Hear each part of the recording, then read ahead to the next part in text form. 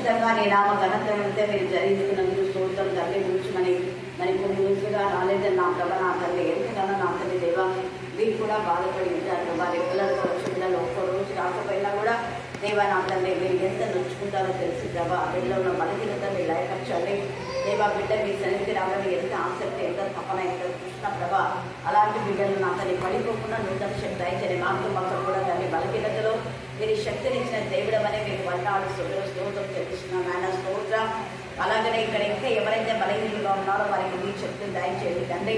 దేవ నా ప్రభ మీ సన్నిధికి రావడానికి ఆతృత తపన కృష్ణ మీరు కలుగ చేయమని ప్రార్థిస్తున్నాం తండ్రి. చిన్న బిడ్డలు చెప్పిన లేఖన భాగాలన్నీ ఆస్వాదించి వారి భవిష్యత్తులో రోషం గల దేవుని బిడ్డలుగా మీకు సాక్షులుగా సాధారణంగా మీ శిష్యులుగా మీ ఖైదీలుగా దేవా మీ చేతిలో వాడబడే బాణాలాగా ఉండటానికి మీకు కృప దయచేయమని చదువున లేఖన భాగాలను ఆశ్రయించి పిలిచి మా అందరి జీవితాలు ఫలింపచేయమని మమ్మను మా ఆత్మను మీ చిన్నగా ఆడవడానికి కారణం ఎవరు చెప్పండి త్వరగా ఇవ్వాలా ఏం చెప్పలేకపోతున్నారా? బాధగా ఉందా? మరి ఓపెన్గా ఇవ్వండి. యవనులే వీధులు పాడవుతున్నారంటే యవనులే, పట్టణాలు పాడవుతున్నాయంటే యవనులే, సంఘాలు పాడవుతున్నా అంటే యవనులే. యవనులు అంటే యవనులు అందరు కాదు, కొందరి ద్వారా దేవునికి విరోధమైన విధానంలో వాళ్ళు చేసే గర్వం అహంకారం తిరుగుబాటు నిర్లక్ష్య స్వభావం చెప్పింది వినరు. వాళ్ళకి ఏదొస్తే అది చేసేస్తారు. చేసేసి తర్వాత జైల్లో పడినాక అప్పుడు అమ్మో బాబో అంటే ఏం ప్రయోజనం ఉండదు. అయితే ఈ యవ్వనులు చెడిపోవడానికే కారణం ఎవరు? గట్టి చెప్పాలా? తల్లి తండ్రి ఇద్దరు. ఎక్కువ తల్లే, ఎందుకంటే తల్లి దగ్గరనే ఎక్కువ చదువు ఉండదు పిల్లలు కదా. తల్లికి తెలిసి వాడు తప్పు చేస్తున్నాడని తెలిసినా కూడా సమర్థించేటటువంటి తల్లి. ఎవరైనా వచ్చి చూడు మీ కొడుకు ఇలా చేస్తున్నాడు అంటే ఓ ఎమ్మాలే, మన భాష ఉందే కదా, ఓ ఎమ్మాలే మా కొడుకేనా, మా ఓడు కొడుకున్నారు, మా ఓడేనా, అందరు ఇట్లనే ఇస్తారు. ఇప్పుడున్న వాళ్ళంతా ఇట్లనే. బుద్ధి చెప్పమ్మా కొంచెం సరిగ్గా అంటే యాడ చెప్పాలక మనలాంటి వాళ్ళు కదంట. చూడండి తల్లి చెప్పేది ఏంటి, మనలాంటి వాళ్ళు కాదంటే మన జనరేషన్ కాదట, ఇప్పుడు జనరేషన్ ఇప్పుడే ఏర్పడి. అంటే తల్లి నోటి నుంచి ఆ పదం వచ్చింది కాబట్టే దేవుడు కూడా తదాస్తు అంటాడు. ఈ నోటి నుంచి వచ్చింది కదమ్మా, మన జనరేషన్ చాలు, ఇప్పుడు జనరేషన్ ఇట్లా అంటే అట్లా అవుతారు. అప్పుడు దేవుడు కూడా ఏమన్నాడంటే అప్పుడు జనరేషన్ను నేను ఎలాగ నాశనం చేశానో ఇట్లాంటి ఈ జనరేషన్ కూడా నేను నాశనం చేస్తాను అంటాడు. అంతే కదా. మన నోటి నుంచి నోటి మాటనే, నీ నోటి మాటనే నీ ఇంటికి ఆశీర్వాదం, నీ ఇంటికి శాపం. అందుకే మన నోటి మాటలు ఎలాగ ఉన్నాయని ఆత్మపరిశీలన మనం చేసుకోవాలి. మనం ఏం మాట్లాడుతున్నామో అవివేకంగా చాలా మంది మాట్లాడుతుంటారు. పిల్లలు పుట్టినప్పటి నుంచి కూడా కొంతమంది అవివేక తల్లు ఉంటారు. నేను అందరు చెప్పట్లా, కొంతమంది అంటున్నారు. ఏమో అని మీరు అనొచ్చు, అవునంట. చదువుకున్న వాళ్ళలో కూడా అవివేక తల్లు ఉన్నారు. ఏమంటే వాళ్ళు భోజనం తినిపించడానికి బయటకు వచ్చి వెనెల చూపిస్తుంటారు, తినిపిస్తున్నారు. వాడు తినకపోతే తినరా, జాబిల్ని రమ్మని చెప్తానులే, జాబిల్ని రావే, కొండెక్కి రావే అంటుంటారు. వస్తుందా జాబిల్ని? రావు. ఇంకా ఏమంటారు, తినరా, కూర్చొని వస్తాడు, వాడు వస్తాడు. నువ్వు నీ నోటితో నువ్వే అంటున్నావు కదా కూర్చొని వస్తాడు అని. పండుకో తొందరగా, దొంగొచ్చు అంటే వాడు వస్తాడు. వాడు అపవాది అయిన దొంగ. వాడు నువ్వు చిన్నప్పుడే వాడి చెవులలో నువ్వు ఊదినావు, కూర్చొని వస్తాడా నువ్వు ఊదినావు, నువ్వే దొంగ వస్తాడా నువ్వే ఊదినావు. వాడు ఎందుకు వస్తాడు? అపవాదేవు సాతానుడు నీ మాట విని దేవుడి కూడా అంటాడు, వీళ్ళు టచ్ చేయొద్దంటే నేనేం టచ్ చేయలేదు తండ్రి అయిన దేవా, వాళ్ళే నోడుతో అన్నారు కూర్చొని వస్తాడు అని నన్ను పిలిచినారు, నేను పోయినా. దాంతో నేను కూడా వాళ్ళు పిలిచినారు, కూర్చొని వస్తాడన్నాడు, దొంగ వస్తానన్నాడు, నేను పోయినా. దొంగ వచ్చినాడు, దొంగ ఊరిపోతాడా ఎక్కడన్నా? ఏం చేస్తాడు దొంగ? అది దొంగతనము, హత్య, నాశనం. వాడి పని, వాడి టార్గెట్ అదే. వాడు టార్గెట్ చేయడానికి వాడు బాగా క్లారిటీగా చెప్పాడు, నన్ను పిలిచినారు వాళ్ళు, నేను పోయినా, నా పని ఏదో నేను చేసుకొని వచ్చిన. అలాగా వాళ్ళ యవ్వనంలో ఉన్న పరిశుద్ధతను వాడు దొంగిలిస్తాడు, యవ్వనంలో ఉన్న మంచి క్యారెక్టర్ని దొంగిలిస్తాడు, యవ్వనంలో ఉన్న దేవుని భయభక్తుల జీవితాన్ని దొంగిలిస్తాడు. కొంతమంది పిల్లలు నాకు తెలిసి చిన్నప్పుడు భయం భక్తితో ఉన్నారు, వాక్యాలు నేర్చుకున్నారు, కానీ ఇప్పుడు అలాంటి వేలో లేదు. ఇప్పుడు డ్రగ్స్ అడిక్ట్లో ఉన్నారు, తాగుల్లో ఉన్నారు, వ్యభిచారంలో ఉన్నారు, దొంగతనంలో ఉన్నారు, ప్రయత్నంలో ఉన్నారు, హత్య నేరాల్లో ఉన్నారు. అవన్నీ మూకుమ్మడిగా వాళ్ళకి చుట్టుకున్నప్పుడు ఇట్లా చచ్చిపోవాలా అని ఊరేసుకుంటుంటారు. మందు తాగుతారు, చచ్చిపోయిన కూడా మీకు తెలుసు కదా. కానీ ఇవన్నీ ముందే పరిశుద్ధ ఆత్మదేవుడు రాసి ఉంటాడు. అందుకని ఆమోసుతో యాక్టివ్గా ప్రస్తుతమందు ఏం జరుగుతుందో అదే వాక్యాలు మనకున్నాయి. మనం కూడా క్రమం తప్పకుండా వరుస క్రమంలో ధ్యానిస్తున్నాం కాబట్టి ఇదే మాటలు పరిశుద్ధ ఆత్మదేవుడు మాట్లాడుతున్నాడు. యవ్వనంలో ఉన్న పాస్టర్స్ గురించే ఎక్కువగా దేవునికి విరోధమైన విధానంలో మాట్లాడుతుంటారు. అన్యులు కానివ్వండి, ఇంకా ఎవరైనా కానివ్వండి, యవ్వన యొక్క వాళ్ళు సేవకులైనా వాళ్ళు ఎవరైనా చాలా మంది పడిపోవడానికి కారణం యవ్వన జీవితం. ఈ రాత్రి కాల సమయమందు మన యవ్వన జీవితం దేవుడికి సమర్పిస్తున్నామా లేదా అపవాదికి సమర్పిస్తున్నామా? మన ఆత్మ దేవునితో కలిస్తే ఆత్మ సంబంధమైన విషయాల్లో మన ఎవరు ఆసక్తి కలిగి ఉంటారు. మనం 1 కొరింథీ 14వ అధ్యాయం 1-2 వచనాలు చదవండి. 1 కొరింథీ 14 1-2 వచనాలు.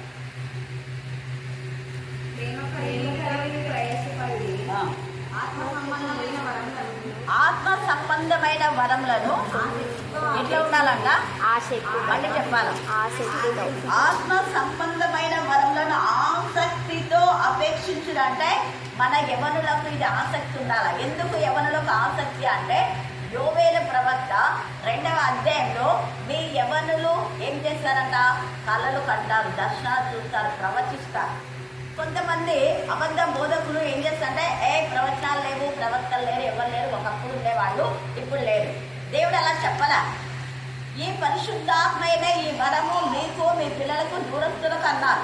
అపోస్తుల కార్యం 2వ అధ్యాయం 39వ వచనంలో ఇది మీకు మాత్రమే కాదు, మీకు అంటే అపోస్తులకు, మీ పిల్లలకంటే అపోస్తులైన తదనంతరం దూరస్తుల కంటే ఇప్పుడున్న మనం అందరికీ కూడా అందరికీ అది వర్తిస్తుంది. పరిశుద్ధాత్మ వరం యొక్క లక్షణాలు ప్రవచిస్తారు అని రాయబడింది. మరి ఆ బోధకులు కొంతమంది ఏం చెప్తారంటే, ఈ రోజు నేను విన్నా నోవన్ బ్రదర్, డాక్టర్ నోవా అంటే మీకు అందరికీ తెలుసు, బాగానే చెప్తారు. మధ్యన ఇట్లాంటి కొన్ని చెప్తుంటాడు. ఎందుకంటే బ్రదర్ అండ్ బ్యాక్గ్రౌండ్, బ్రదర్ అని చర్చి వాళ్ళు కొంతమంది ఇవి నమ్మరు. అయితే కింద చాలామంది కామెంట్ చేశారు, ఎందుకు లేరు ఇప్పుడు కూడా ఉన్నారు అని. ఆ బ్రదర్ ఏం సాక్ష్యం ఇచ్చారంటే, మా మమ్మీ నా దేవుని గురించి అంటే దేవుడు నా కొడుకును డాక్టర్గా చేయాలి, తర్వాత సేవకుగా ఉండాలని ఆమె అనింది అని చెప్పాడు ఒకసారి. 2-3 నేను కూడా విన్నా. అప్పుడు వాళ్ళు వెంటనే పాయింట్ అవుట్ చేస్తారు, మీ అమ్మ అలా చెప్పిందంటే అది ఒక విధమైన ప్రవచనమే కదా, నెరవేరింది కదా, నువ్వు డాక్టర్ అయినావు, నువ్వు సేవ చేస్తున్నావు, మీ మమ్మీ ద్వారా దేవుడు మాట్లాడినాడు, అలాంటప్పుడు ప్రవక్తలు లేరని మీరు ఎలా చెప్తారు అని చాలామంది కామెంట్ చేస్తారు. నేను కూడా దానికి తెలుసుని కింద పెట్టాను. ఎందుకంటే ప్రవక్తలు అప్పుడు ఉన్నారు, ఇప్పుడున్నారు. అయితే దొంగ ప్రవక్తలు కూడా ఉన్నారని దేవుడు చెప్పారు. దొంగ ప్రవక్తలు కూడా ఉన్నారు, సోదలు చెప్పే సోదగాళ్ళు ఉన్నారు. కొంతమంది పాస్టర్లు కూడా సోదలు చెప్పే వాళ్ళు ఉన్నారు. పాస్టర్లు అన్నారు దూళ్ళు వాళ్ళు కాదు, కానీ వాళ్ళు పెట్టుకుంటారు పాస్టర్లని. సేవకులు కాదు కానీ సేవకులు పెట్టుకుంటారు. సేవకులు పెట్టుకొని వాళ్ళు ఏం చేస్తారంటే సేవ చేయడం కాక సేవింగ్ చేస్తారు. సేవింగ్ అంటే ఏంటి? సేవింగ్ అంటే ఏంటి? సేవింగ్ చేయించుకోవడానికి పోతాం అనుకుంటావు కదా, ఏంటి అది క్షౌరం. సేవింగ్ అంటే బ్యాంక్ బ్యాలెన్స్ కాదు, అది కాదు. చాలామంది మీ వాళ్ళు ఎక్కడికి పోతున్నా అంటే నేను సేవింగ్ చేయించుకొని వస్తా, నీళ్ళు పెట్టు అంటారా లేదా మీకు? అది క్షౌరం చేస్తారు. ఏమి క్షౌరం చేస్తారంటే నీలో విశ్వాసాన్ని, విధేయతను, ప్రేమను, పరిశుద్ధతను తీసివేయడానికి నువ్వు వాళ్ళతో ప్రాణం చెప్పుకుని వెంటనే మీ ఇంట్లో ఏముంది అది ఇది అని భయం పెట్టేస్తారు, భయంతోనే చచ్చిపోతాం. అందుకని అట్లాంటి వాళ్ళ దగ్గరికి పోవద్దు అని దేవుడు యేసయ్యనే చెప్పాడు. నీలో అనేక మంది అబద్ధ బోధకులు వస్తారు, అబద్ధ ప్రవక్తలు వస్తారు. అయితే వాళ్ళ ఫలాన్ని బట్టి వాళ్ళు ఎవరోని మీరు ఐడెంటిఫై చేయాలి అన్న. వాళ్ళ ఫలము అనే మాటలో డబ్బు ఆశించి చేసేవాళ్ళు చాలా మంది ఉంటారు, మనం అప్పుడే గుర్తించవచ్చు. నిజమైన ప్రవక్తలు అయితే వాక్యము ద్వారా చెప్తారు. వాళ్ళు దేని ద్వారా చెప్తారు? మళ్ళీ చెప్పారా? మళ్ళీ చెప్పారా? వాక్యంలో ఎక్కడైనా మీ ఇంట్లో అది ఉంది ఇది ఉందని చెప్పినాడా? లేదు. వాక్యంలో అలాగా డైరెక్ట్గా మాట్లాడతాడు దేవుడు. మీ ఇండ్లలో అని చెప్పడు, కానీ మన ఇల్లు దోపుడు సొమ్ము కాకూడదు అని చెప్తారు. ఇతరులకు దోచుకునేలాగా మీ ఇల్లు ఉండకూడదు, మీరే నా ఇల్లు అన్నారు. మనమే అయిన ఇల్లు.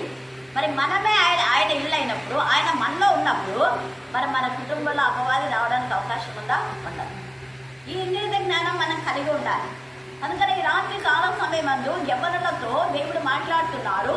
మీ యొక్క యవనులు కలలు కంటారు, ప్రవచిస్తారు. మరి ప్రవచిస్తున్నామా? ప్రభు బలలో పాల్పొందిన మనమందరం ప్రభువును ప్రకటించే వారంగా ఉండాలి. ప్రకటిస్తున్నామా? ప్రభువును ప్రకటించడం అంటే వాక్యం చెప్పడమే, సువార్త ప్రకటించడమే, సోద చెప్పడం, కల్పనా కథలు కాదు. అయితే ఏ యవనుడైతే దేవునికి పరిశుద్ధంగా జీవిస్తాడో అలాంటి వాళ్ళని దేవుడు బహుగా ఆశీర్వదించాడు. అలాగా పరిశుద్ధతను కాపాడుకున్న యవనులు కూడా చాలా మంది మనకు తెలుసు. మీరు కొన్ని పేర్లు ఇవ్వండి. పరిశుద్ధతను కాపాడుకున్న ఎవరు? ఎవరమ్మా? యోసేపు వెరీ గుడ్. ఇంకా దానియేలు, మీరంతా హేమేలు. అందుకే మీతోనే వాక్యం. ఇంకా రూత్ వెరీ గుడ్. మధ్యాహ్నం మీరింది గాడ్ తెచ్చి రూత్ పరిశుద్ధతను కాపాడుకుందని వాక్యంలోనే దేవుడే చెప్పాడు. ఎవరో చెప్పింది కాదు, దేవుడే అక్కడ బోయేజు ద్వారా బోయేజు చెప్పడం. అది ప్రవచనమే ఒక రూపంగా. వెనకటి నీ ప్రవర్తన కంటే ఇప్పుడు ప్రవర్తన ఇంకా పరిశుద్ధమైంది. నువ్వు యవనస్తురాలుగా ఉన్నప్పుడు కొద్దివారినే కానీ గొప్పవారినే కానీ వెంబడించరా. కొద్దివారిని వెంబడించలేదంటే డబ్బు లేదని కొంతమంది ఆడపిల్లలు వాళ్ళకి గాలలేరు, డబ్బున్న వాళ్ళకి గాలలేస్తారు. అందం ఉందని అందం వాళ్ళకి గాలలేస్తారు, వాళ్ళు బొక్కలు పడతారు. అలాంటివి కాదు. అక్కడ రూతు దేవుని వైపు మాత్రమే చూసింది. భర్త చనిపోయినా విధవరాలైనా నువ్వు విధవరాలు కదా అని ఎంతమంది ఆమెను పాపంలో వీడ్చడానికి ప్రేరేపణ చేసినా ఆమె వెళ్ళలేదు. పరిశుద్ధతను కాపాడుకుంది. అందుకనే దేవుడు పరిశుద్ధుడైన ప్రభువును ఆమె గర్భవాసంలో వచ్చి జన్మింపచేశాడు. హల్లెలూయా, హల్లెలూయా. ఎన్ని శోధనలు వచ్చినా కూడా దేవుడు చూస్తున్నాడని యోసేపు లాగా పరిశుద్ధతను కాపాడుకుంటే పరిశుద్ధతలోనే ఆశీర్వాదం, పరిశుద్ధతలోనే ఐశ్వర్యం, పరిశుద్ధతలోనే ఆనందం, పరిశుద్ధతలోనే సౌందర్యం. పరిశుద్ధంగా ఉండేవాటే సౌందర్యం. మామూలుగా బాహ్య సౌందర్యం ఉంటే పంది ముక్కునున్న బంగారు కన్నులు. పంది ఏం చేస్తుంది? బురద జీవితమే వాళ్ళకి. కానీ అదే నిజమైన సౌందర్యము అంటే వాక్యంలోనే సౌందర్యం. ఎంత వాక్యం చదువుతామో నీ యొక్క ముఖము మెరుగు పెట్టబడుతుంది. మొరటితనం పోతుందని ప్రసంగిలో రాశాడు. తర్వాత 96వ కీర్తన 6వ వచనం చదవండి. ఇది ఎప్పుడు కీవర్డ్ మీరు నేర్చుకోండి. బలము సౌందర్యం మీకు కావాలంటే ఆయన సన్నిధిలోనంట బల సౌందర్యం చదవండి. చూడండి, ఒకటి ఆయన సన్నిధి అంటే వాక్యమే. వాక్య ధ్యానంలో వాక్యం వినడం, వాక్యం చదవడం, వాక్యం ధ్యానించడం, వాక్యానుసారంగా నడవడం, వాక్యం ప్రకటించడం. ఈ 5 గుణ లక్షణాలు ఎవరిలో ఉంటాయో వాళ్లకు దేవుడు ఏమిస్తాడంటే ఘనత ఇస్తాడు, ప్రభావం ఇస్తాడు, బలం ఇస్తాడు, సౌందర్యం ఇస్తాడు. ఇంకా ఏమైనా మళ్ళీ చదవండి. ఘనత ప్రభావములు ఆయన సన్నిధిలో ఉన్నాయి. బల సౌందర్యములు, పరిశుద్ధ స్థలం. అండర్లైన్ చేసుకోండి. పరిశుద్ధత గురించే నిన్న అగ్ని తీసేయడం సరిగా రాలా. మళ్ళీ మధ్యాహ్నం అదే వాక్యమే. చాలా ఎన్నో విషయాలు దేవుడు చెప్పాడు కదా. రాత్రి విన్న వాళ్ళకు మధ్యాహ్నం విన్న వాళ్ళకు బాగా అర్థమవుతుంది. చాలా విషయాలు దేవుడు ఎంత ఇదిగా పరిశుద్ధాత్మ దేవుడు పరిశుద్ధత అని చెప్పడానికి కారణం అదే. దేవుడి పరిశుద్ధుడైన దేవుడి పరిశుద్ధమైన ఈ వాక్యము నువ్వు ఎంత చదువుతావో అంత పరిశుద్ధత వస్తుంది. అసలు నేను చూస్తే అవతల వ్యక్తి మాట్లాడాలన్నా భయపడాలి, మాట్లాడినా తెలుసుకోవాలి. అమ్మ వీళ్ళు పరిశుద్ధులు, వీళ్ళతో మాట్లాడడానికి కొంచెం ఎక్కువ మాట్లాడినా కష్టమే, తక్కువ మాట్లాడినా కష్టమే అనేలాగా ఉండాలి మనం. ఈ యొక్క రాత్రి కాల సమయంలో ఏమైనా జీవితాన్ని బట్టి ఎవరు తృణీకరించకుండా జాగ్రత్తగా ఉండమని లేఖన భాగాలు ఉన్నాయి. అలాగనే 2వ యోహానులో కూడా క్షమించండి 1 యోహాను 2వ అధ్యాయము 14-15 వచనాలు చదవండి. 1 యోహాను 2వ అధ్యాయము 14-15 వచనాలు. చిన్న పిల్లలారా మీరు తండ్రిని ఎరిగి ఉన్నారు కనుక మీకు రాయిచున్నాను. తండ్రులారా మీరు ఆది నుండి ఉన్నవాని అంటే దేవుణ్ణి మీరు ఎరిగి ఉన్నారు కనుక మీకు రాయిచున్నాను. యవనస్తులారా చూడండి, యవనస్తుల గురించి వీళ్ళకందరికి రాస్తున్నారు. తండ్రులకు రాస్తున్నా అన్నాడు, పిల్లలకు రాస్తున్నారు. యవనస్తులకు రాస్తున్నారు అందులో. ఏమన్నాడు? యవనస్తులారా మీరు ఎలాంటి వాళ్ళంట? యవనస్తులు ఎప్పుడు బలవంతులైనారంటే దేవుని సన్నిధిలో, పరిశుద్ధతలో, పరిశుద్ధ వాక్యము ద్వారానే. మీరు బలవంతులు అంటున్నాడు ఇక్కడ. మీరు బలవంతులు కావాలి అన్నాడా? బలవంతులు మీరు ఆల్రెడీ. మీరు ఎలా బలవంతులు అయ్యారంటే టు వర్డ్ ఆఫ్ గాడ్. అందుకని అంటాడు. తర్వాత దేవుని చేతిలో ఎలా ఉన్నారంట మీరు? Thank God. Hallelujah, hallelujah. తండ్రి అయిన దేవుని చేతిలో యేసయ్య యవన జీవితాన్ని దేవునికి అప్పగించాడు కాబట్టి, యేసయ్యనే వాక్యమైన బాణం తండ్రి చేతిలో ఉంది కాబట్టి అపవాది పైన వేసినప్పుడు వాడు వెంటనే చిత్తు అయిపోయినాడు. అలాగా తండ్రి చేతిలో మనం బాణంలాగా ఉండాలి. ఫలాని యవనుడు వాక్యంతో నింపబడిన ఆ వాక్యం అనే బాణం ఆయన చేతిలో మనం ఉన్నప్పుడు దేవుడు సంధిస్తాడు. దాని అర్థమే ఏంటంటే దేవుడు మనల్ని వాడుకుంటాడు అని అర్థం. దేవుని చేతిలో మీరు ఎలాగున్నారు? మళ్ళీ చెప్పండి.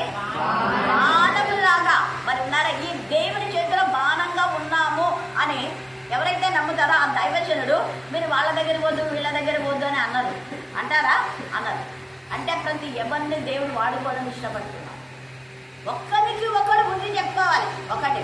రెండోది, ఒక్కరికి ఒకడు పాటలతో హెచ్చరించాలి, సంతోషాన్ని కలుగచేయాలి. ఒక్కరి కోసం ఒకడు ప్రార్థన చేయాలి, ఒక్కరికి ఒకరు సత్యంను బోధించుకోవాలి. ఇన్నున్నాయి.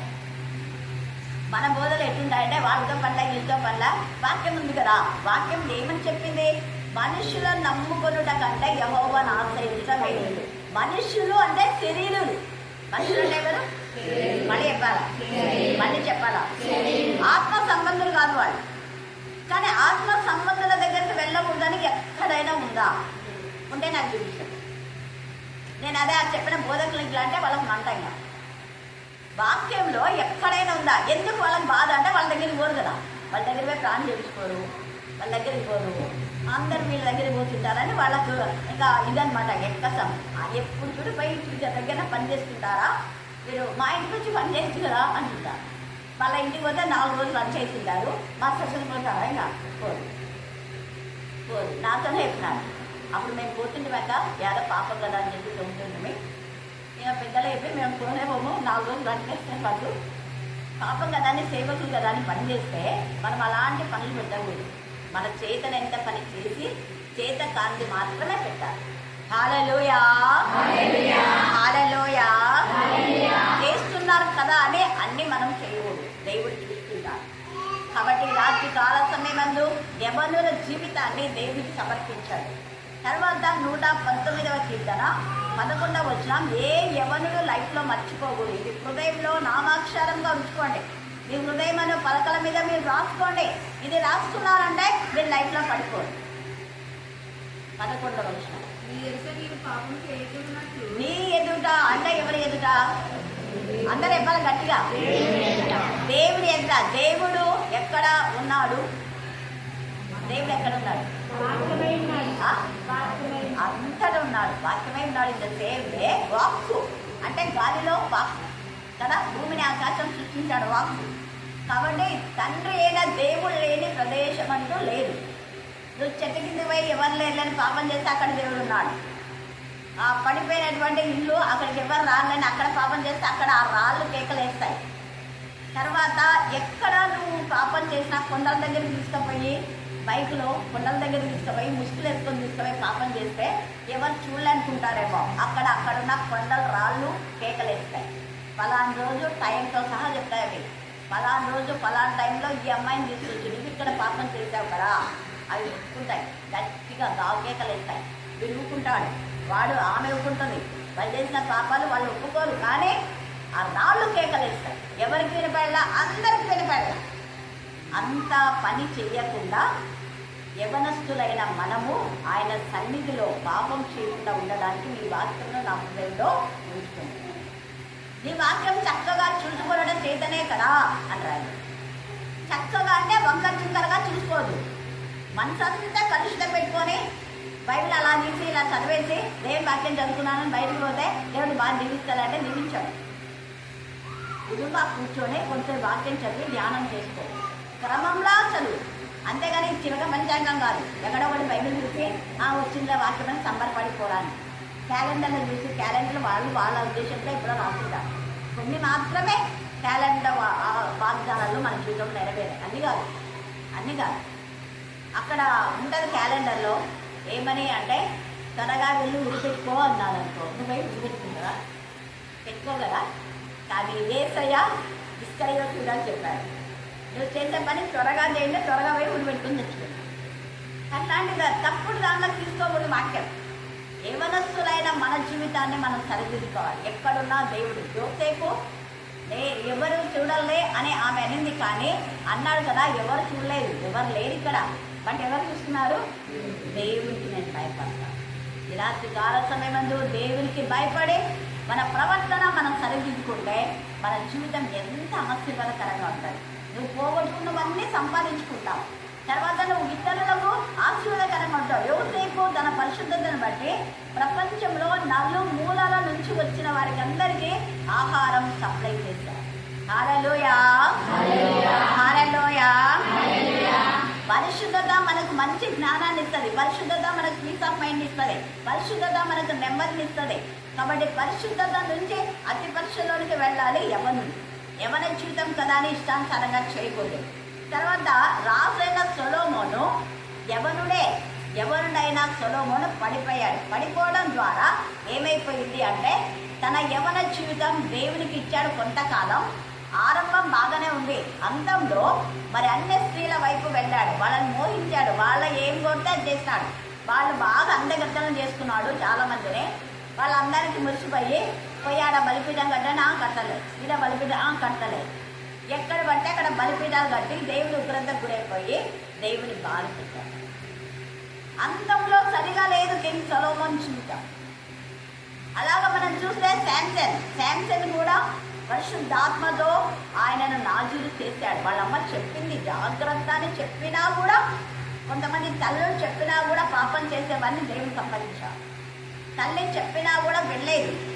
అయితే అవసాన కాల దశలో పశ్చాత్తాపన్నాడు, దేవుడు క్షమించినాడు. విరాత్రి కాల సమయమందు తెలిసి తెలియక పాపం చేసిన క్షమాపణది దేవుని దగ్గర ఉంది. అయితే అది నిజమైన పశ్చాత్తాపం ఉండాలి, అంతేగాని మొదటి పేతురు 2వ పేతురు 2వ అధ్యాయం 22 లాగా ఉండకూడదు. ఇవన్నీ కండక్ట్ చేయండి మీరు ఇంటికి వెళ్తాక. 2వ పేతురు 2:22 కుక్క తన వాంతికి తిరిగినట్లు కడుగబడిన పంది వరదలో తొర్నినట్టు మళ్ళినట్టును నిజమైన సామెత. ఆ సామెత అంటే దీని అర్థం ఏంటంటే కుక్క వాంతికి చేస్తుంది, మళ్ళీ ఏం చేస్తుంది, మళ్ళీ వీళ్ళు కూడా ఏం చేస్తారు, పాపం చేస్తారు. ప్రభా నన్ను క్షమించు నాయన, క్షమించు ప్రభు వల్ల నేను బదులు తీసుకురా ప్రభా, పరిశుద్ధ పత్రమన్నా కూడా క్షమాపణ కోరమన్నా నేను క్షమిస్తున్నా, నువ్వు క్షమించేదేదో నేను చాలా కనికరం తండ్రి, నేను చాలా ప్రేమగల తండ్రి ప్రభా, నన్ను క్షమించడానికి వందనాలని ప్రభు వల్ల తీసుకున్నారు. మళ్ళీ పాపం చేస్తారు. దేవుడు ఊరుకుంటాడు. కుక్క లాంటి జీవితం వద్దు అంటున్నాడు. వదిలిపెట్టిన దాన్ని మరలా చేయకూడదు. అతిక్రమం దాచిపెట్టేవాడు వర్ధిల్లలో దాన్ని ఒప్పుకోవాలా, విడిచిపెట్టాలా, ఇక మీద చేయకూడదు. అది ఆ యవన జీవితంలో దేవుడు బహుగా ఆశీర్వదిస్తాడు. యోబు తన నోటి మాట ద్వారా కూడా పాపం చేయలేదు, అందుకనే పోగొట్టుకున్నదంతా రెండంతలు పొందుకున్నాడు. దేవుడు రెండంతల ఆశీర్వాదం నీకు ఇవ్వాలంటే నువ్వు పరిశుద్ధంగా ఉంటాయి. యెహోషువ 3వ అధ్యాయం 5వ వచనం. యెహోషువ 3:5.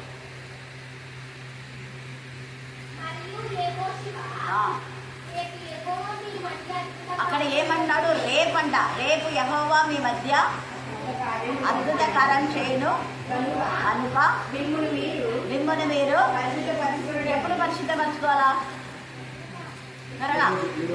ఈరోజు, ఇప్పుడే. నా కరెక్ట్ క్లారిటీగా చెప్తాను. ఈరోజు అంటే ఇప్పుడే, ఇప్పుడే. అదే రోమా 8:1 చదవండి. రోమా 8:1. Thank God. అది మీ మైండ్లో ఉండాలి ఎప్పుడు. నేను ఇవన్నీ రాసుకొని చెప్తున్నానా, మీకుగా చెప్తున్నానా? అందుకే మీ బైబిల్స్ నేను బైబిల్ చూద్దా, ఎందుకంటే చూస్తే అక్కడ రాసుకుని చెప్పలేము అక్క అని అంటారని.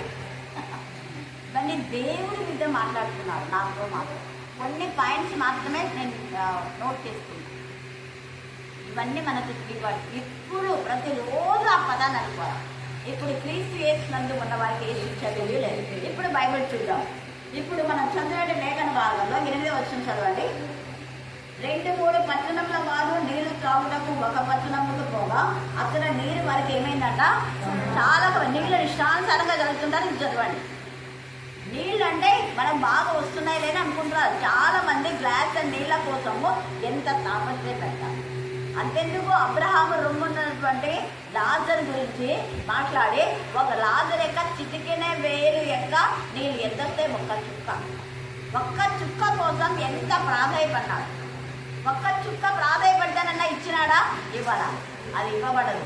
అలాంటి ఎందుకు వస్తుందంటే మనం ఇష్టానుసారంగా నీళ్ళని చల్లుతాం కాబట్టి. నన్ను అంటారు అందరూ, ఇన్ని చెట్లు ఎట్లా పెంచుతున్నావా అంటే ఏమి చుక్క కూడా నేను వేస్ట్ చేయను. ప్రతిదీ అక్కడ సింక్లో ఒకటి పెట్టేస్తా, ఒక డిష్ పెట్టా, స్టవ్ మీద అవన్నీ ఉంటాయి కదా, అవన్నీ విసిరిపెట్టాలి. ఏది వేస్ట్ చేయాలి. అందుకనే చెట్లు వస్తున్నాయి. మనం ఇష్టానుసారంగా నీళ్లు చల్లితే ఒకరోజు నీకు నీళ్ళ కరువు వస్తుంది. నీళ్ళు అనేది దేవుడు ఇచ్చింది. నీళ్ళు ఆత్మ జలముల పైన ఏమైంది అంటే ఆ పదాన్ని తెలుసుకొని ఋషులు మహర్షులు ఏమో చెప్తే మన వాళ్ళు అవివేకంగా గంగమ్మ తల్లి అని నీళ్ళకు పూజలు చేస్తారు. అవివేకం స్త్రీలు, వివేకం ఉండదు వాళ్ళ. దేవుడు అన్నాడప్పుడు ఆత్మ జలముల పైన అల్లలాడుతుంది, కానీ ఇప్పుడు ఆత్మ జలముల పైన లేదు. ఎక్కడున్నాడు తండ్రి దేవుడు? ఆకాశం అన్నాడు. అత్యున్నతమైన సింహాసనం పైన ఉన్నాడు. అప్పుడు ఆత్మ జలముల పైన ఉండేటప్పుడు మానవుడు లేడు. మానవుడు పాపం చెయ్యలేదు. మానవుడు పాపం చేసే వరకు జలాలన్నీ పరిశుద్ధంగానే ఉన్నాయి. అంత పరిశుద్ధమైందే దేవుడు. అందుకనే మొదట చేసినప్పుడు మనం చూస్తే మీది జలంలో కింది జలంలో వేడవు కాక అన్నారు. అప్పుడంతా పరిశుద్ధమైన జలంలే, ఇంక్లూడింగ్ సముద్రం కూడా. ఎందుకంటే ఏదైనా తోటలో ఆయన ఏమన్నాడు, ఒక నది కలదు, దానికి 4 శాఖలు కలవు. ఆ నదుల పేర్లన్నీ ఉన్నాయి. అవి ఎప్పుడు జీవనదులు అంటారు. ఏమంటారు? జీవవాక్యం మనలో ఉంటే మనం కూడా జీవ నదిలాగా ఉంటే మనం ఎక్కడెక్కడ ఉంటామో అక్కడంతా కూడా చెట్లు బాగా వస్తాయి, జంతువులు బాగుంటాయి, మనుషులు కూడా రోగాలు ఉంటాయి. అది 47వ యెహెజ్కేలులో మీరు చదివితే తేటగా ఉంది. మనం ఎంత చెప్పినా వినరు కొంతమంది. వాళ్ళు ఎవరు అంటే వాళ్ళు బురద, వాళ్ళు భూమి నేలలు, వాళ్ళంతా కూడా ఉప్పు. అక్కడే ఉంది ఆ యొక్క యెహెజ్కేలు 47లోనే. వాళ్ళు ఎన్నిసార్లు చెప్పినా వినని చెబుతే లాగా ఉంటారు. ఎంత చెప్పినా కూడా వాళ్ళు వినరు. తర్వాత మూర్ఖులు, మూర్ఖులు ఎంత చెప్పినా వినక మూర్ఖంగా మాట్లాడుతుంటారు. తర్వాత గర్వాంధులు, అహంకారులు, సజ్జన ద్వేషులు, ఇవన్నీ వాక్యంలో ఉన్నాయి. మంచి వారిని ద్వేషిస్తారు. ఎందుకంటే వాళ్ళు తప్పుడు పనులకు చెయ్యొద్దు అని చెప్పడం ద్వారా మంచి వాళ్ళు వాళ్ళకి చెడ్డవాళ్ళు అవుతారు. ఎందుకు మంచి వాళ్ళు నీతిమంతులను అనీతిమంతులా తప్పే, అనీతిమంతులు నీతిమంతులన్నా తప్పే. ఇది మనం గుర్తుపెట్టుకోవాలి. ఇక్కడ నీళ్లు చాలకుండా ఉండాలి. ఒకటి నీటి కొర వచ్చేసింది. ఆ నీటి కొరత అప్పుడు కూడా వస్తే తండ్రి అయిన దేవుడు మెరీబా జలముల యొద్ద ఊటలు కదా, మెరీబా ఊటల ఇచ్చాడు. తర్వాత మనం చూస్తే ఇంకొకటి రెండవది, ఒకటేమో నీటి ద్వారా వాళ్ళకు బాధ కలుగచేస్తాడు. రెండవది ఏమైతుంది, ఇదే యెహోవా అని చెప్పి మరియు కోత కాలం నందు 3 నెలలు వాన లేకుండా చేసి ఒక పట్టణం పైన కురిచి ఇంకొక పట్టణం పైన కురకుండా చేస్తా అంట. అది కూడా దేవుని యొక్క ఉగ్రతనే. తర్వాత 2 పట్టణంలో నీరు తక్కువ వస్తున్నాయి. మరియు నీ సస్యములను ఎండు తెగుల చేతను కాటుగా చేతను నేను పాడు చేసిన. సస్యములను అంటే ఇంక్లూడింగ్ మన శరీరం కూడా. ఎండ తెగులు అంటే సన్ స్ట్రోక్ ద్వారా ఎంతోమంది చనిపోతున్నారు కదా, అది ఎండ ద్వారా కొన్ని రోగాలు వస్తాయి. వెన్నెల ద్వారా కూడా చంద్ర రోగం అంటే చాంద్ర రోగం అనేది వస్తుంది. ఒక రోగం ఉంది వెన్నెల ద్వారా కూడా. కాబట్టి ఇవన్నీ కూడా ఎందుకు వస్తున్నాయి అంటే దేవునికి విరోధంగా పాపం చేయడం ద్వారా, పరిశుద్ధత లేకపోవడం ద్వారా. అందుకే యవన జీవితాన్ని దేవునికి సమర్పించాలి అని పరిశుద్ధ ఆత్మదేవుడు ఎంత ఇదిగా మాట్లాడుతున్నాడు. యవనుల ద్వారానే కాలేజీలు పాడైపోతున్నాయి, పట్టణాలు పాడైపోతున్నాయి, దేశాలు పాడైపోతున్నాయి. దొంగతనం చేశారు పలాని వాళ్ళు 10 మంది. ఎవరు వాళ్ళంటే యూత్. చిన్నపిల్లలు పాడు చేశారు, ఎవరు వాళ్ళంటే యూత్. పలాని అమ్మాయిలను పాడు చేశారంటే ఎవరు వాళ్ళంటే యూత్. క్లబ్బులలో ఉన్నారు, ఎవరు వాళ్ళంటే youth. Youth youth youth youth youth. అపవాది ఎవరిని టార్గెట్ చేస్తాడు. కారణం ఏంటంటే ఎవరుగా ఉన్నప్పుడే తండ్రి అయిన దేవుడు ఆదామవను సృష్టించాడు కదా, చిన్నపిల్లలుగా ఉన్నప్పుడు కాదు. వాళ్ళ జననమే యవన జీవితం. యవనంగా ఉన్నప్పుడే వాళ్ళు సృష్టించాడు. అలాగా యవనంగా వచ్చినప్పుడే యేసయ్యను అపవాది శోధించాడు. చిన్నప్పుడు శోధించాడా? యేసయ్యను లేదు. యవనుడుగా ఉన్నప్పుడే ఈ రాళ్ళను రుచలుగా తీసుకో, పైనుంచి కింది ఇదంతా నాదే, ఏమేమో చెప్పాడు. మీదని నాకు తెలుసు, ఇదంతా నాదే, నేనే నిన్ను కొంతకాలమే ఈ లోకానికి పంపించినందుకు నువ్వు గ్రహిస్తున్నావు. అంతే, నువ్వు లోకానికి అధికారంగా నేను ఇచ్చినప్పుడే వచ్చింది నీకు. నేను ఏ ఒక మధ్య రాలేదు నీకు. ప్రపంచాన్ని ఏలేవాడు నేనే అని యేసయ్య గంటాపదంగా చెప్పి దాన్ని చెవులు ముగించి పంపించాడు. హల్లెలూయా, హల్లెలూయా. వాక్యంలో ఎప్పుడో మనకు వచ్చే తెగుళ్ళన్నీ వాక్యంలో ఉన్నాయి. ఎండ తెగులు అంటే సన్ స్ట్రోకే తేటగా రాశాడు కొన్ని వేల సంవత్సరాల క్రితమే. అందుకని ఇక్కడ ఎండ తెగులు చేతను కాటుక చేతను నేను పాడు చేసి కాటుక చేత అనేది కదా, ఇది అండర్లైన్ చేసుకోండి.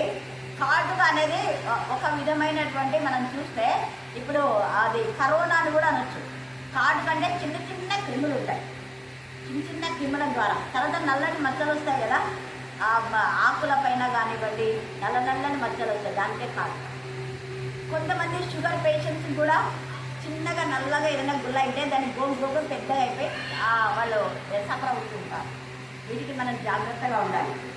తర్వాత చూడాలి అంటున్నాడు కదా. ఇంకొకటి ఏమంటే, ఒకటేమో నీళ్ళ ద్వారా శోధన, వర్షం రాకుండా శోధన, ఎండ తెగుల ద్వారా శోధన, కాటుక చేత శోధన, దొంగలి పురుగు వచ్చి మీ విస్తారమైన వనములను, ద్రాక్ష తోటలను, అంజూర చెట్లను, ఒలీవ చెట్లను తిరివేశాను. అయినను మీరు నాకు ఇన్ని తెగుళ్ళు ఇచ్చినా మీ బతుకులలో మార్పు అనేది లేదు. చిరునవ్వు ఇప్పటికి కూడా ఎన్నిసార్లు వాక్యం చెప్పినా కూడా 36 సంవత్సరాలు ఈ సంవత్సరంతో నేను మీ దగ్గరికి వచ్చి 1990లో వచ్చా. కానీ మా బతుకులో మార్పు అనేది కొందరికే ఉంది, అందరికీ లేదు. రాత్రి దేవుడు మాట్లాడుతున్నాడు. హఠాత్తుగా దేవుని ఉగ్రత నీ మీదకి ఎలా వచ్చిందో చూడండి. తిరగలేదు, తిరగనందుకు దేవుడు అనుకుంటారా? ఏం చేశాడు చూడండి. అక్కడ మీ దండు పేదలో పుట్టిన దుర్గంధం మీ నాసిక రంధ్రంలోకి ఎక్కువనంతగా మీ యవనులను ఖడ్గం చేత హతం చేయించి మీ గుర్రములను కొల్ల పెట్టించింది. మీ యవనులను అంట ముసలను చంపేస్తాడా? ముసలను చిన్నపిల్లలను చంపినాడా? లేదు, యవనులను. అలాగే ఇశ్రాయేలు తప్పు చేసినప్పుడు 20 సంవత్సరాల పైబడిన వాళ్ళే చనిపోయిన వాళ్ళంతా. మిగతా ఇశ్రాయేలు జనమంతా వచ్చారు అంటే 6 లక్షల కాల్బలంలో 2 మాత్రమే, యెహోషువ కాలేబులు మాత్రమే, మిగతా అంతా చనిపోయారు. మిగిలిన వారు 20 సంవత్సరాల లోపు ఉన్న వాళ్ళే. యవనులను దేవుని ఉగ్రత గురి చేస్తున్నాడు. కారణం కరిగింది గురిగింది వీళ్ళ యవనులే. ఎక్కడ చూడు రౌడీజం అంటే యవనులే ఉంటారు. మరి ఎలక్షన్స్ వచ్చేదంతా యవనులే. ముసలు వస్తారా? ఎవరు వస్తారు? లారీ మీద సినిమా యాక్టర్ వస్తుందా అంటే యవనులే. ఎవడ చూడు వీళ్ళే ఉంటారు కదా. మరి మన యవనులు మంచికి చేస్తున్నారా? చెడు చేస్తున్నారు. చెడు చేస్తే చెడే నేను పాటిస్తాను. పాపం వల్ల వచ్చి జీతం ఏంటి? మరణం. వీళ్ళకి మరణం వచ్చి అనుకోలే, వీళ్ళు ఖడ్గం చేత చంపబడతామని. దేవుడు చంపాడు. దేవుడు చంపినందుకే వీళ్ళు చచ్చారు. వాళ్ళుగా చావలేదు. కొందరు దేవుని ఉగ్రత యవ్వనులను ఖడ్గం చేత చంపించి తిని అంటున్నారు. అంటే ఎవరు చంపించారంటే దూత వచ్చి ఒక్క రోజులో 1,85,000 మందిని మొత్తం వాళ్ళంతా యవనులే. సోల్జర్స్ అంతా యవనులే కదా. యుద్ధం ఎవరు యవనులేనా? ముసలని తీసుకుంటారా? యుద్ధానికి తీసుకో. హల్లెలూయా, హల్లెలూయా, హల్లెలూయా. కాబట్టి రాత్రి కాల్సంలో మన యవన జీవితాన్ని దేవునికి సమర్పించి పరిశుద్ధంగా అవుతాం. పరిశుద్ధత నుంచి అతి పరిశుభ్రానికి వెళ్తాం.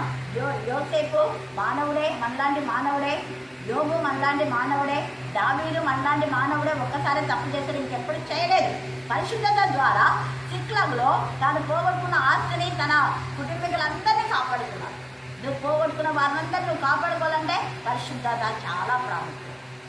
ఎంత ఇదిగా రూటు పరిశుద్ధురాలు కాబట్టే పరిశుద్ధుడైన యేసయ్యకు జననం ఇచ్చింది. కాబట్టి ఈ సమయమందు పరిశుద్ధతను కాపాడుకొని దేవునికి ఇష్టంగా ఉందాం. దేవుడు ఈ లేఖన భాగాన్ని దీవించి ఆశీర్వదించుగాక. ఆమేన్, ఆమేన్, ఆమేన్. నీకు వందనాలు, స్తుతులు, స్తోత్రాలు చెల్లించుకుంటున్న ప్రభా. ఎంత అపాయకరమైన దినాలలో మేము ఉన్నప్పటికీ ప్రభా, నీ యొక్క క్షేమ స్థితిని బట్టి నీకు వందనాలు నాయన. మీరు ఇచ్చిన జీవాన్ని బట్టి నీకు వందనాలు వేసిన. అవును ప్రభా, ఈ దినమును చూడక, ఈ గడియను చూడక ప్రభా, ఎందరో మట్టికి మన్నైపోయి ఉన్నారు. కానీ మమ్మల్ని మరణాన్ని సన్నిధిలో చేర్చి సజీవులు నిలబెట్టినందుకు నీకు వందనాలు యేసయ్యా. విత్తబడిన వాక్యం మా హృదయంలో నీరు కట్టి ఫలింపచేయమని, అపవాది దొంగలించకుండా నీ కృపను కాపుదలను నీ భద్రతలు మమ్మల్ని కాపాడమని ప్రార్థిస్తున్నామని నీకు వందనాలు. స్తుతులు స్తోత్రాలు చెల్లించుకుంటున్న ప్రభావ 2 మార్లు తండ్రిని ఆరాధన జరిగించుకున్న విధానాన్ని బట్టి నీకు వందనాలు. స్తుతులు స్తోత్రాలు చెల్లించుకుంటున్న ప్రభావ మరల తండ్రి రేపటి దినమందు మరల మా పనులకు వెళ్తున్నా నీ కృపను సహాయం అనుగ్రహించమని, మరల వారమంతా మీరు కాచి కాపాడి సురక్షితంగా మమ్మల్ని ఉంచమని ప్రార్థిస్తున్నామని నీకు వందనాలు. స్తుతులు స్తోత్రాలు చెల్లించుకుంటూ ప్రభావ నీ ప్రతిరోజు నీ వాక్యాన్ని చదవడానికి కృపను సహాయాన్ని అనుగ్రహించమని ప్రార్థిస్తున్నాం. నేను నానాటికి బలాభివృద్ధి నొందించి ప్రయాణం చేయడానికి కృపను దయచేసి నీ వాక్యం ద్వారా జీవించడానికి. అవును ప్రభా తండ్రి, మనుషుడు తండ్రి చేసే రొట్టె వలన మాత్రమే కాదు కానీ ప్రభా నీ నోటి నుండి వచ్చి ప్రతి మాట వలన జీవించడానికి సెలవిచ్చిన వాక్యాన్ని బట్టి ప్రభా నీ వాక్యం ద్వారా మేము జీవించబడటానికి నీ కృపను సహాయం అనుగ్రహించమని ప్రార్థిస్తున్నాం. ఇక్కడ వచ్చిన ప్రతి ఒక్క బిడ్డ మీరు పేరు వలసినవి దీవించి ఆశీర్వదించమని ప్రార్థిస్తున్నాం. నీ కరోనా పీడానికి ఇచ్చిన యొక్క వాగ్దానాన్ని ప్రభావితంగా మీరు నెరవేర్చండి. లోపలికి వచ్చిన వారిని వెళ్ళొచ్చిన వారిని మీరు ఆశీర్వదిస్తున్నాను దేవా. అట్టి విధానంలో ఇక్కడ వచ్చిన ప్రతి ఒక్కరిని మీరు ఆశీర్వదించమని ప్రార్థిస్తూ ప్రభా యేసయ్య మమ్మల్ని మా కుటుంబాన్ని నీ చేతులకే సమర్పిస్తూ నజరుడైన యేసు నామములో ప్రార్థించి అడిగి వేడుకుంటున్నాం మా ప్రేమ తండ్రి. ఆమేన్ ఆమేన్ ఆమేన్.